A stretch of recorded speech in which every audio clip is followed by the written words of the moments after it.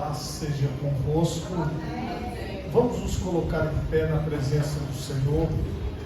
Vamos agradecer a Deus pela oportunidade de nós estarmos aqui em mais uma reunião ministerial. Por favor, feche os seus olhos. Pai Todo-Poderoso, muito obrigado, Senhor amado, pela oportunidade de estarmos reunidos aqui, ó Deus, como ministério na Tua presença, da Igreja do Evangelho Quadrangular. Pai, eu te apresento, ó Deus, cada pastor titular, eu te apresento as pastoras e pastores auxiliares, todas estas vidas, ó Pai, que compõem essa região eclesiástica 1003, que o Senhor os abençoe, os fortaleça, que cada dia mais, ó Pai, eles possam estar firmes na Tua presença. Eu peço também a Tua bênção para esta reunião, em nome de Jesus, amém, e graças a Deus. Podemos assentar em nome de Jesus. Bom, hoje vai ser a última palestra dentro do propósito deste livro, Graça Transformadora, do autor Luciano Subirá. Hoje nós estamos no capítulo 16, não vai dar para terminar o livro todo, e os outros capítulos, cada um vai fazer a sua leitura depois. Eu tenho certeza que quem está lendo o livro está compreendendo. Mas nós vamos encerrar esse ciclo hoje, e se Deus quiser, o ano que vem vamos iniciar um novo. Hoje o tema é esforço e dedicação. Eu gostei bastante da forma como o pastor Luciano Subirá abordou esse tema. Aos olhos de alguns, se enfatizarmos esforço, obras, ou mesmo a importância das disciplinas espirituais, estaremos em choque com a graça divina. Muitas pessoas acham que uma coisa está desassociada da outra, é o que ele vai tratar dentro desse capítulo. Esse equívoco, ou seja, anular as obras em nome da graça, é tão maléfico quanto acreditar no contrário, que as obras anulam a graça. Dallas, tratando dessa questão, ele comentou: hoje em dia, não somos apenas salvos pela graça, também somos paralisados por ela. Vivemos num tempo de profunda confusão.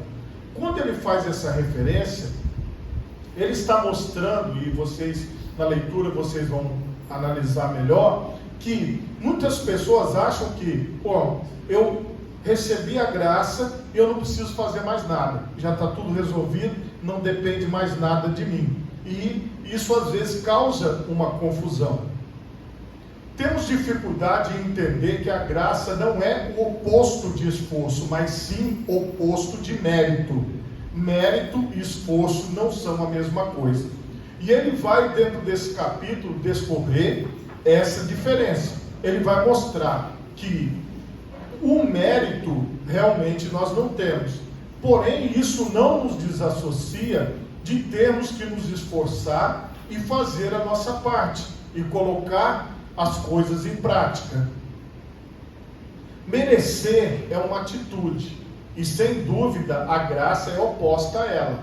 No entanto, não é oposta ao esforço. Ao vermos uma pessoa ardendo com o fogo da graça, é bem possível que testemunhemos alguns dos esforços mais espantosos que podemos imaginar. E ele vai discorrer nessa explicação.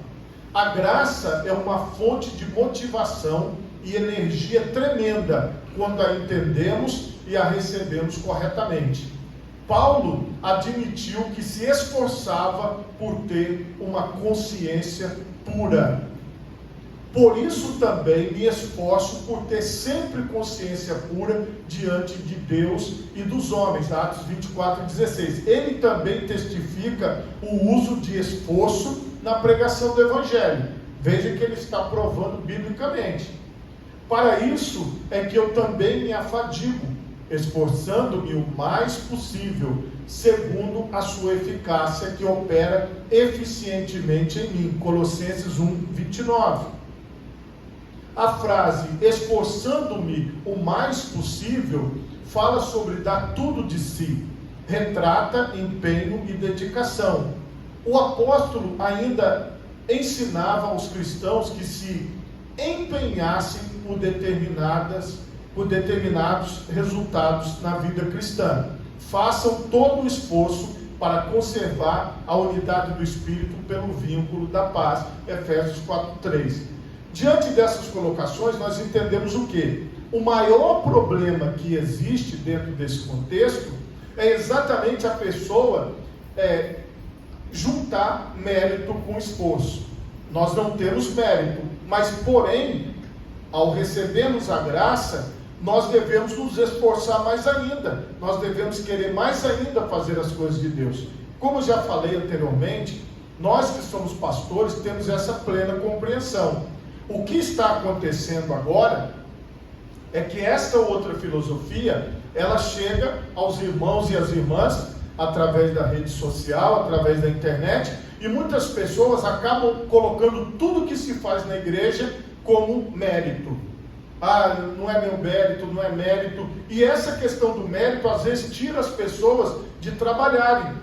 Nós sabemos, por exemplo, numa igreja precisamos ter alguém para varrer, alguém para limpar, precisamos ter alguém para cantar, alguém para tocar, alguém para servir no diaconato, para estar no serviço geral da igreja, porque a igreja, ela precisa. Porém, com esta outra ideia que está sendo difundida, é como se tudo se realizasse sozinho. É como se alguém desse banho na pessoa, alguém desse comida na boca, alguém fizesse tudo. E não é assim. Nós sabemos que existe uma parte do esforço. Então, receber a graça não anulou no apóstolo Paulo todo o serviço e todo o trabalho que ele teve que praticar. Nós temos pleno entendimento. Só que nós temos que compreender que as outras pessoas, essa nova geração que veio depois da gente, ela não tem essa compreensão do esforço. Por quê? Eles são do fast food, da comida rápida. Eles são aquelas pessoas que já chega com tudo pronto, já está tudo na mão, né? Já está tudo perto, tudo fácil, tem micro-ondas, tem TV, tem smartphone, tem tudo. Então essas pessoas, elas costumam aceitar uma espécie de uma graça inexistente, como se fosse, não, estou na graça, ou seja, não preciso me esforçar, não preciso fazer minha parte, não preciso fazer nada. E é contra isso que o Luciano Subirá está discorrendo dentro desse livro. Insistimos em declarar que o esforço não envolve mérito algum da nossa parte. Certa ocasião, alguém me disse, alegando que eu me dedicava demais. Falaram isso para o Luciano Subirá. Aí ele responde, eu não entendo o nível, né, a pessoa falando com ele, eu não entendo o nível da sua dedicação a Deus e ao Evangelho. Parece-me que você está tentando merecer aquilo que se recebe por favor imerecido. Rebati na hora, o Luciano Subirá falando. Você está equivocado. Estou ciente de que tudo na fé cristã baseia-se na graça divina e que esta, por sua vez, é favor imerecido. A pessoa insistiu. Então, por que você se esforça tanto? Consternado, disparei, porque Deus merece. A nossa prontidão não tem nada a ver com tentar merecer algo, e sim com conhecer que o Senhor é digno da nossa melhor resposta. E está bem claro para nós, nós temos o mesmo entendimento dele, mas esse livro vem para mostrar para as outras gerações, para as outras pessoas, e tem vídeos dele na internet falando sobre isso, que as pessoas precisam abrir os olhos para essa verdade, porque às vezes as pessoas confundem as coisas e não querem fazer mais nada, não querem ter. Vocês vejam, os pastores sabem disso, para você conseguir uma pessoa para fazer uma coisa hoje, é muito difícil. Para você conseguir alguém, por exemplo, para cumprir uma função, ou dentro da nossa igreja, nós temos presidentes de grupos missionários, líderes de departamento, está sendo cada vez mais difícil, coordenadores mesmo aqui, regionais, porque quando você convida a pessoa ela vai fazer toda uma listagem, vai ver se o horário bate, se ela pode, se ela não pode. Então essa questão é como se a pessoa perguntando para ele falasse, você está se esforçando demais, não precisa de tanto. A dedicação na vida cristã não deve ser vista como concorrente da graça. Trata-se de uma expressão dentro da visão da interação entre a ação da deidade e da humanidade, do caráter interativo da graça. E você veja que ele o tempo todo vai mostrando isso. Um complementa o outro. Um está a serviço do outro.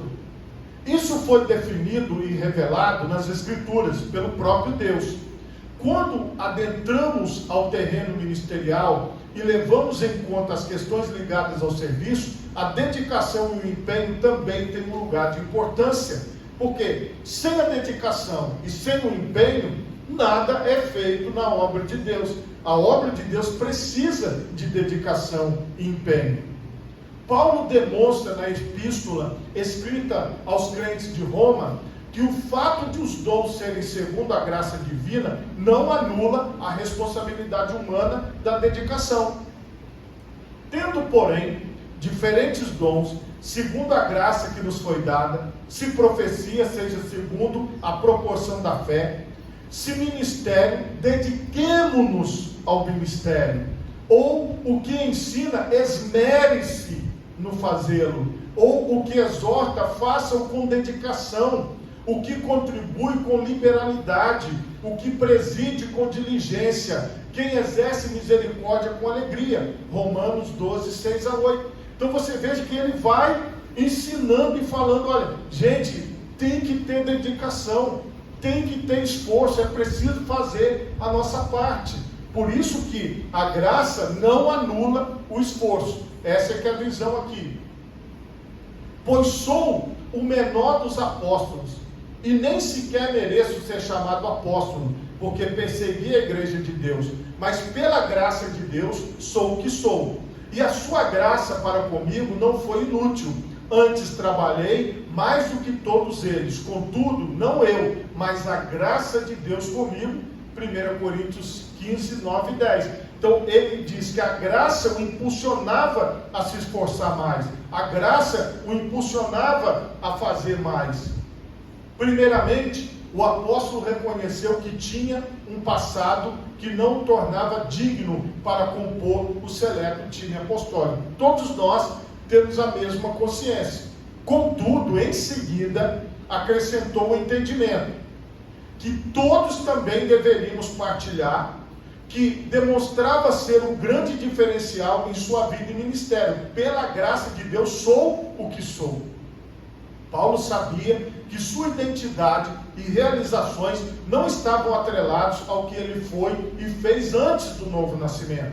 Também compreendia que ao produzir grandes resultados no reino de Deus, não podia atribuir suas conquistas apenas à sua própria capacidade. Ele afirma com ousadia ter trabalhado mais do que os demais apóstolos. Entretanto, reconhece que não havia feito aquilo sozinho. Isso fica evidente na expressão, não eu, mas a graça de Deus comigo. Então está bem claro no texto que a graça o fez ser mais esforçado. O presente que Deus deu a ele, ele gostou daquele presente e passou a dizer assim, olha, agora eu vou me empenhar mais, agora eu vou trabalhar mais. E a ideia que eu tive para trazer esse livro é exatamente essa, que as pessoas possam compreender essa visão que o Luciano Subirá coloca aqui, que a gente consiga ensinar a igreja, as pessoas a entender que nós temos a nossa parte, que não é só receber o batismo e acabou. E nós não precisávamos ser ensinados nessa área, porque nós somos de uma geração de trabalho, de luta, porém os novos não são, e eles têm dificuldade de ter essa compreensão. Percebemos dois tipos de comportamento equivocados na igreja, e sabemos que eles nascem de uma compreensão errônea. Por isso, não há como tratar o efeito sem tratar a causa. O tempo todo, no livro, ele vai falando isso. A gente tem que cuidar dessa parte, de mostrar a verdade para as pessoas, para que elas compreendam o todo. Há muitos cristãos esforçando-se por merecer o amor do Pai Celestial. No entanto, o amor divino não está relacionado com a nossa performance. Esse é um problema. E esse problema foi instituído, foi estabelecido. Nós sabemos que, teologicamente, esse pensamento, ele é um pensamento dos teólogos católicos. Também, se você observar no judaísmo, eles têm esse mesmo pensamento do mérito. Quando você tem a reforma protestante, você vai observar que os reformadores, o Zwinglio, o Martinho Lutero, o Calvino, eles começaram a dizer assim, ó, não existe mérito. E aí o que aconteceu? Muitas pessoas desassociaram. Então, se eu estou na graça, eu não tenho nada do mérito. Ou se eu estou no lado do mérito, eu não tenho nada da graça. Esse pensamento aqui foi um resgate do pentecostalismo. O pentecostalismo, ele resgatou isso e trouxe para o ser humano. E aí é que nós temos essa grande confusão. Que ao invés de haver um equilíbrio, como o Luciano Subirá coloca, há um desequilíbrio, porque as pessoas, elas acabam achando que, não, pelo meu esforço que eu estou aqui, se não fosse pelo meu esforço eu não estaria, porque você não está porque você não se esforça, fulano não está porque não faz esforço nenhum, aí misturou. Então esse é o primeiro grande problema. Ao contar a parábola do filho pródigo, Jesus não disse que o pai estava desmotivado para amar ou perdoar o filho quando este regressou à casa. Não. O que nós temos que entender? O outro grande problema é quando as pessoas abraçam, que nós já estamos falando desde lá de trás, que eu recebi a graça e eu não preciso fazer nada. Então, o livro fala, nós temos que ter um equilíbrio. Nós recebemos a graça de Deus, o favor não merecido, sim, temos consciência, e depois que recebemos, nós temos que trabalhar, nós temos que fazer a nossa parte na obra de Deus. Sinopse do capítulo em tópicos. Agora aqui, nós vamos refletir no todo que ele quis colocar. 1. Na interação entre deidade e humanidade, a ajuda divina não elimina a diligência humana. Está no livro todo isso. Tá? Se você for ler, você vai ver que está no livro todo. Segundo ponto. Ninguém é digno por si mesmo da salvação. Trata-se dos méritos de Cristo, não dos nossos. Entretanto, a Escritura assevera que devemos viver de modo digno do Evangelho de Cristo. Isso aqui também, para nós, é uma verdade muito clara. Nós vivemos isso no nosso dia a dia. A questão é como nós vamos passar isso para frente. Não significa que seremos dignos de participar do Evangelho por causa do nosso modo de viver, e sim que o Evangelho é digno da nossa melhor resposta. É só inverter a lógica que muitas pessoas querem colocar, que na verdade não é uma coisa sensata, porque se a pessoa só recebe a graça e não faz mais nada, e vai viver a vida dela normalmente, porque um dia eu recebi e ela não convive como igreja, não está junto, não está participando, ela anula, como nós vimos nos outros capítulos. 3. A dedicação na vida cristã não deve ser vista como concorrente da graça, mas como expressão do caráter interativo da graça. Eu recebi a graça, e porque eu recebi ela, e eu sei que eu não mereço, é que eu vou me esforçar para glorificar a Deus depois que eu recebi a graça. Pensamento simples. Para nós, a gente está falando aqui, falando, nossa, eu já sei de tudo isso, é verdade. Quando eu leio, eu falo, meu Deus, tudo isso é uma coisa tão simples, mas ele está certo de escrever o livro. E a gente precisa replicar isso, para que as pessoas possam ter essa compreensão. 4. Também constatamos nas questões ministeriais a interação entre Deus e o homem. Ela, por um lado, sustenta a responsabilidade do empenho humano, sem que, por outro lado, deixe de reconhecer a tão importante manifestação do favor divino. Então, aqui, no ministério, agora falando de nós que estamos atuando, estamos trabalhando, estamos firmes aqui no ministério, nós temos que observar isso. A nossa parte do nosso trabalho, nós precisamos fazer. Creio que todos nós temos essa consciência. 5. O amor incondicional de Deus revela o valor que os homens têm para Ele. Em contrapartida, a disposição de agradar a Deus aponta para o valor que Ele tem para nós. Então eu quero me dedicar ao Senhor, como todos vocês também, nós nos dedicamos, nós estamos na presença de Deus. A questão é, para a gente pensar, como passar essa mesma visão, esse mesmo propósito que nós temos de dedicação para as próximas gerações. 6. Todos são igualmente amados por Deus. Ele deseja a salvação de todos e não faz acepção de pessoas. Entretanto, nem todos agradam a Deus com o seu modo de se comportar. Estes dois assuntos não podem ser confundidos. E isso aqui também ficou bastante claro nesse livro. 7. O conceito de agradar a Deus não está relacionado com a busca humana por amor, aceitação ou valor. Pelo contrário, trata-se de uma declaração do valor que o Criador e Redentor tem para conosco. Então não fazemos nada com o objetivo de agradar os homens ou de sermos bem vistos pelas pessoas, mas sim de agradar a Deus.